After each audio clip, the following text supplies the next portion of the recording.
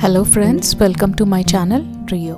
For you, who comes first, God or money? A journey of faith, two penniless boys in Vrindavan. Jitendra and Mukunda, they had just arrived from a long train journey and were covered in dust. Arrived at the home of Ananta, who was recently transferred from Calcutta to the ancient city of Agra. Ananta was a supervising accountant for the Bengal Nagpur Railway. Mukunda, it would serve you right if father disinherited you. Ananta's sermon was assaulting my ears. How foolishly you're throwing away your life. Mukunda says, you well know, Ananta, I seek my inheritance from the Heavenly Father. Money first, God can come later. Who knows, life may be too long, said Ananta. God first, money is his slave. Who can tell, life may be too short, said Mukunda. Ananta's eyes gleamed with satisfaction. He yet hoped to secure my opinions in the family nest. What are your plans, my wandering brother?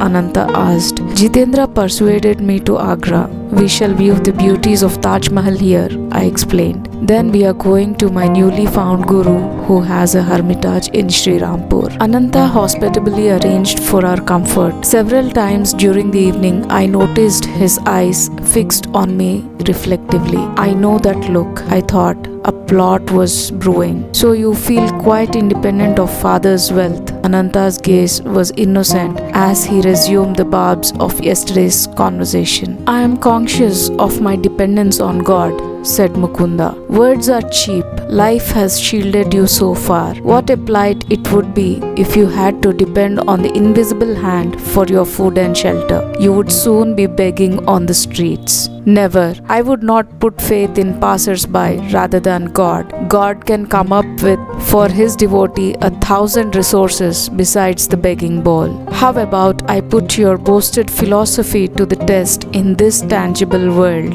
Mukunda said, I would agree. Do you confine God to the speculative world? Ananta replied, we shall see. You will have the chance to either expand upon or support my own opinions today. He paused for a drastic moment and spoke slowly and seriously. He challenged, I propose that I send you and your fellow disciple Jitendra this morning to the nearby city of Vrindavan. You must not take a single rupee. You must not beg either for food or money. You must not reveal your predicament to anyone. You must not go without your meals, and you must not be stranded in Vrindavan. If you return to my bungalow here before 12 o'clock tonight without having broken any rule of the test, I shall be the most astonished man in Agra. Mukunda said, I accept the challenge. No hesitation was in my words or in my heart. Grateful memories flashed for the instant beneficence. My healing of deadly cholera through appeal to Lahadi Mahashayachar, and the ultimate boon, my living master, from the mist of lifelong dreams. Never could I admit my philosophy unequal to any tussle on the world's harsh proving ground. I will escort you to the train at once. Ananta turned to the open-mouthed Jitendra. You must go along as a witness and very likely a fellow victim. A half an hour later, Jitendra and I were in possession of one-way tickets for our impromptu trip. We submitted in a secluded corner of the station. Ananta was quickly satisfied that we were carrying no hidden hoard. Our simple dhotis concealed nothing more than was necessary. As faith invaded the serious realms of finance, my friend Jitendra spoke protestingly. Ananta, give me 1 or 2 rupees as safeguard. Then I can telegraph you in case of misfortune. Jitendra, my sudden utterance was sharply reproachful. I will not proceed with the test if you take any money as final security. There is something reassuring about the clink of coins, Jitendra said. No more. as I regarded him sternly. Mukunda, I am not heartless. A hint of humility had crept into Ananta's voice. It may be that his conscience was smiting him, perhaps for sending two insolvent boys to a strange city, perhaps for his own religious skepticism. If by any chance or grace you pass successfully through the Brindavan ordeal, I shall ask you to initiate me as your disciple. The eldest brother in an Indian family seldom bows before his juniors. He receives respect and obedience second only to a father. But no time remained for my comment. Our train was at point of departure. Jitendra maintained a silence as our train covered the miles. Finally, he bestirred himself. Leaning over, he pinched me painfully. I see no sign that God is going to supply our next meal.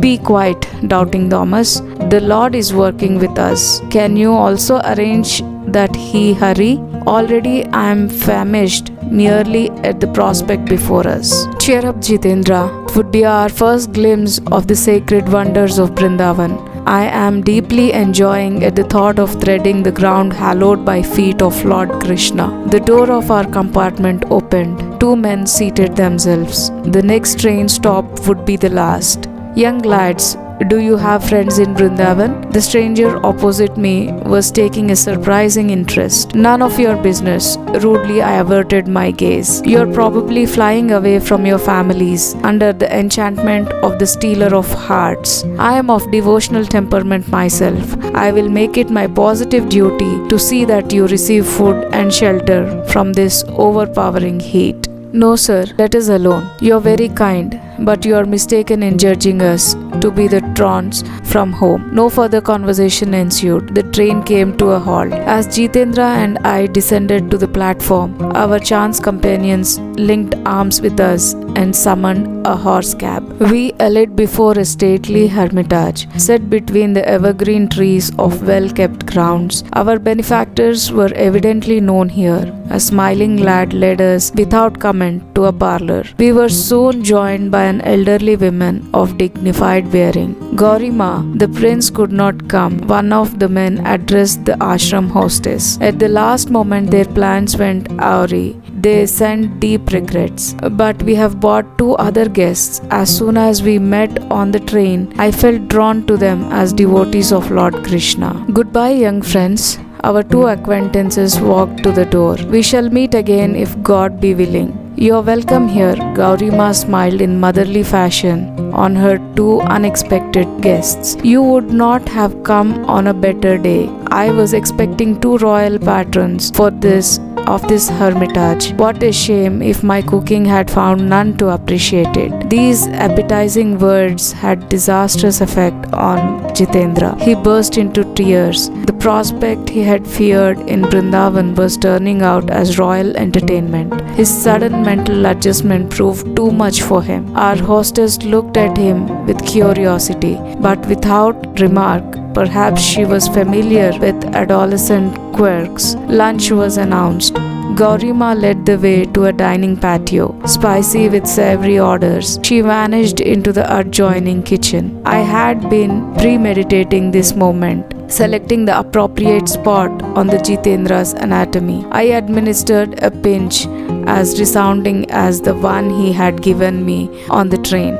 Doubting Thomas, the Lord works in hurry too. The hostess re-entered with a pankha. She steadily fanned us in the oriental fashion as we squatted on the ornate blanket seats. Ashram disciples passed to and fro with some 30 courses rather than meal. The description can only be sumptuous repast. Since arriving on this planet, Jitendra and I had never before tasted such delicacies. Dishes fit for the princess indeed. Honored mother, what your royal patrons would have found more urgent than attending this banquet, I cannot imagine. You have given us a memory for a lifetime. Silenced as we were by Ananta's requirement, we could not explain to the gracious lady that our thanks held a double significance. Our sincerity at least was patent. We departed with her blessing and an attractive invitation to revisit the hermitage.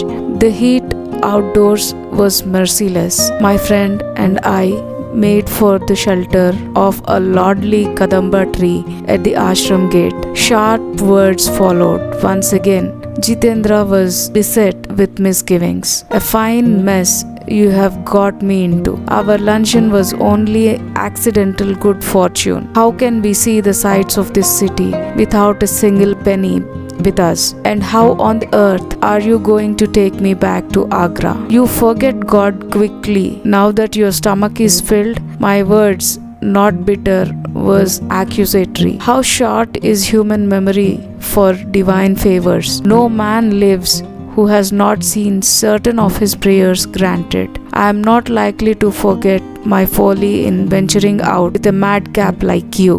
Be quiet, Jitendra. The same Lord who fed us will show us Brindavan and return us to Agra. A young man of pleasing countenance approached at rapid pace. Halting under our tree, he bowed before me. Dear friend, you and your companion must be strangers here. Permit me to be your host and guide. But Jitendra's face was suddenly sickly. I politely declined the offer. You are surely not banishing me. The stranger's alarm would have been cosmic in any other circumstances. Why not? You are my guru. His eyes sought me trustfully. During my midday devotions, the blessed Lord Krishna appeared in a vision. He showed me two forsaken figures under this very tree. One face was yours, my master. Often I have seen you in my meditation. What joy if you accept my humble services. I too am glad you have found me. Neither God nor men have forsaken us. Though I was motionless, smiling at the eager face before me,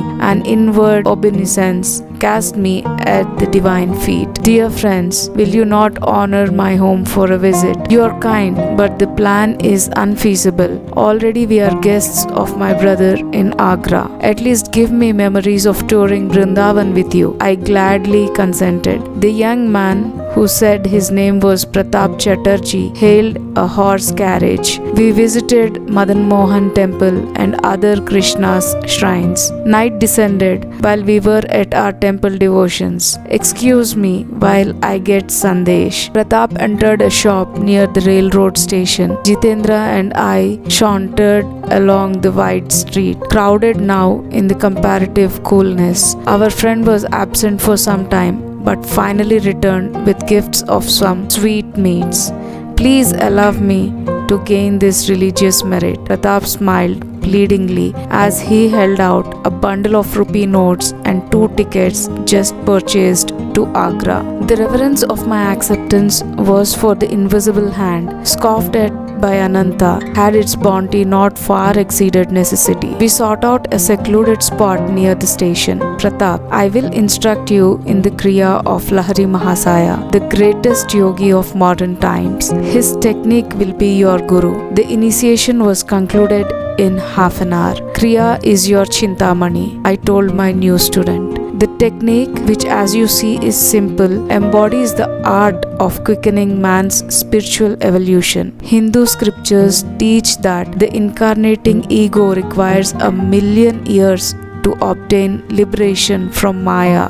This natural period is greatly shortened through kriyayoga. Just as Jagdish Chandra Bose has demonstrated that plant growth can be accelerated far beyond its normal rate, so man's psychological development can also be speeded by an inner science. Be faithful in your practice. You will approach the guru of all gurus. I am transported to find this yogic key long sought. Pratap spoke thoughtfully. Its unshackling effect on my sensory bonds will free me for higher spheres. The vision today of Lord Krishna could only mean my highest good. We sat a while in silent understanding, then walked slowly to the station. Joy was within me as I boarded the train, but this was Jitendra's day of tears. My affectionate farewell to Pratap had been punctuated by stifled sobs from both my companions.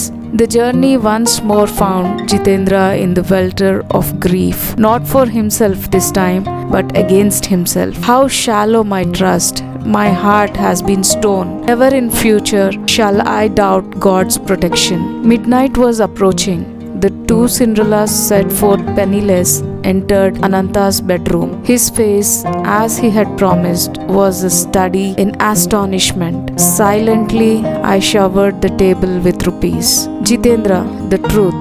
Ananta's tone was jocular. Has not this youngster been staging a hold-up? But as the tale was unfolded, my brother turned sober and then solemn. The law of demand and supply reaches into subtler realms than I had supposed. Ananta spoke with a spiritual enthusiasm never before noticeable. I understand for the first time your indifference to the vaults and vulgar accumulations of the world. Late as it was, my brother insisted that he receive Diksha into kriyayoga. The Guru, Mukunda, had to shoulder the responsibility of two unsought disciples in one day. Understanding the importance of trust in God and the abundance that comes from having faith, we learned that true wealth is not measured in terms of money, but in the love and support of those around them. And so, the two penniless boys in Brindavan became a symbol of the power of faith and the miracles that can happen when we trust in something greater than ourselves.